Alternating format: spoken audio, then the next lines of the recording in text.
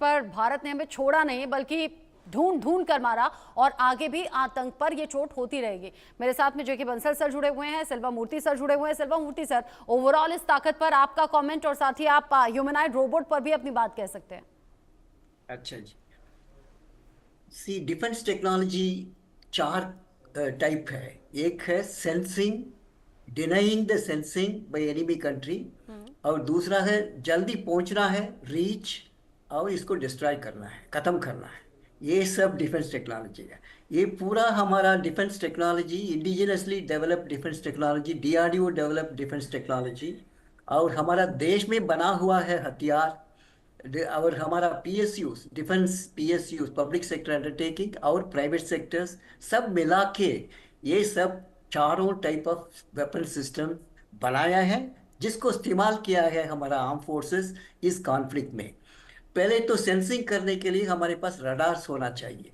हम indigenous radars इसमें इस्तेमाल किया है, वो पूरा अच्छी तरह काम किया है, क्योंकि टारगेट्स को, वेदर इट इज ड्रोन हो, एयरक्राफ्ट हो, इसको जल्दी डिटेक्ट करना है। सो पहले सेंस करना है, डिटेक्ट करना है। इसके लिए हमारा ड्रोन डिटेक्शन सिस्टम अभी पूरी तरह ये अभी रिलायबल था। सब ड्रोन्स को डिटेक्ट कर सकते हैं, डिफरेंट वैरायटीज ऑफ ड्रोन्स को पहले डिटेक्ट कर लिया। फिर उसको रडार्स को भी यूज किया है। एयरक्राफ्ट जब आएंगे या बड़ा अनमैन्ड एरियल व्हीकल आएंगे, कॉम्बैट ड्रोन्स आएंगे, इसको डिटेक्ट करने के लिए रडार्स है, वो भी ठीक तरह काम किया है। फिर सेंस करने के बाद उनको सेंसिंग के लिए, उनको बंद करने के लिए, उनका सेंसिंग डिवाइसेस को बंद करने के लिए इलेक्ट्रॉनिक वारफेयर सिस्टम वो भी इस्तेमाल किया है, क्योंकि वो भी हमारा सेंसिंग करेंगे, हमारा सिस्टम्स एयरबॉर्न सिस्टम्स को डिटेक्ट करने के लिए हमारा इलेक्ट्रॉनिक वॉरफेयर सिस्टम इसमें इस्तेमाल किया है। उसके बाद रीच करना है।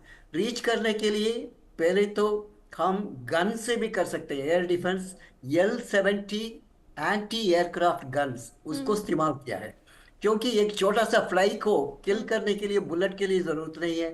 सो इसलिए हम स्ट्रैटेजिकली, इकोनॉमिकली हमने इस हथियारों का इस्तेमाल किया है इस कॉन्फ्लिक्ट में। जब एक ड्रोन को न्यूट्रलाइज करना है, L-70 हाँ। बस उसका जरूरत है, वो इस्तेमाल किया है। उसके बाद हमारे पास शॉर्ट रेंज आकाश मिसाइल है, 25 किलोमीटर तक आकाश मिसाइल है। ये भी surface to air missile, air defence के लिए बहुत बहुत काम आता है, इसको इस्तेमाल किया है। आकाश, आकाश मतलब सरफेस टू एयर मिसाइल, और इसका हाईली मैन्यूवरेबल है ट्रैजेक्टरी। आप इसको देख रहे हैं, इसको एक बार टारगेट दे दिया, इसको चेंज भी कर सकते हैं, और इसका इंटेलिजेंस भी देख के टारगेट को चेस कर सकते हैं। सो हमारा आकाश मिसाइल आर्मी, नेवी, एयरफोर्स तीनों के पास है। ये हमारा डीआरडीओ की इंडिजिनसली डेवलप्ड मिसाइल है। तीसरा टाइप ऑफ मिसाइल है medium range surface to air missile, क्योंकि ये तो short range surface to air missile Akash उस कैटेगरी में आता है। बिल्कुल। Long medium range surface to air missile हमने तैयार किया है, और उसमें इसराइल के साथ पार्टनरशिप में हमने एम आर सैम तैयार किया है, वो भी इस्तेमाल किया है। बड़ी फिर बात उस तो ये भी कि अभी तो पूरी तरह से अपनी ताकत का इस्तेमाल भी बंसल सर हमने किया नहीं। यहाँ ये थोड़ी सी ताकत देखकर पाकिस्तान दहल ना सिर्फ गया बल्कि घुटनों पर भी आ गया। अगर इन फ्यूचर कभी कंप्लीटली अपनी ताकत का हमने इस्तेमाल कर दिया तो पाकिस्तान तो मुझे लगता है पूरी तरह मिट ही जाना है। प्लीज अनम्यूट जैन साहब, बंसल सर से मैंने पूछा। You are muted. Silva sir मैंने जेके बंसल सर से पूछा, प्लीज सॉरी।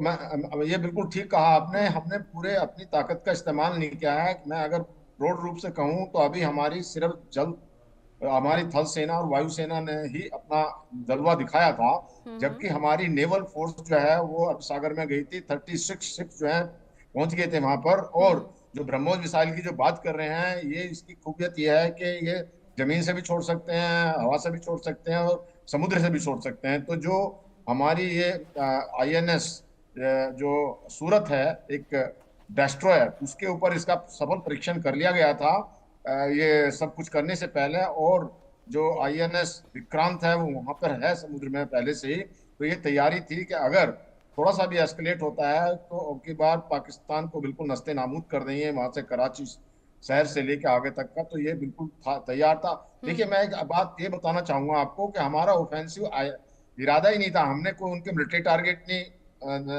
ध्वस्त किए, ना हमने उनके शुरुआत में कुछ भी नहीं किया। सिर्फ हमने टेररिस्ट के अटैक किए थे, नो टारगेट, जिसमें 4 तो पाकिस्तान के पंजाब क्षेत्र में थे, और भावलपुर जैसी जगह जो इतना दूर था वहां पे किए। करने के बाद में अगर पाकिस्तान चुपचाप रह जाता तो हम कुछ नहीं करने वाले थे, लेकिन उन्होंने हमारे 15 सिटी पे जब कर दिया प्रहार, तो फिर हमने जो है जो अटैक किया इधर से, उनके जो सारे जो एयर डिफेंस सिस्टम थे उनको बिल्कुल बर्बाद कर दिया। लाहौर सब बिल्कुल आप ये समझिए कि केक वॉक की तरह से हो गया। आप सारा उनका अनप्रोटेक्टेड था पूरे।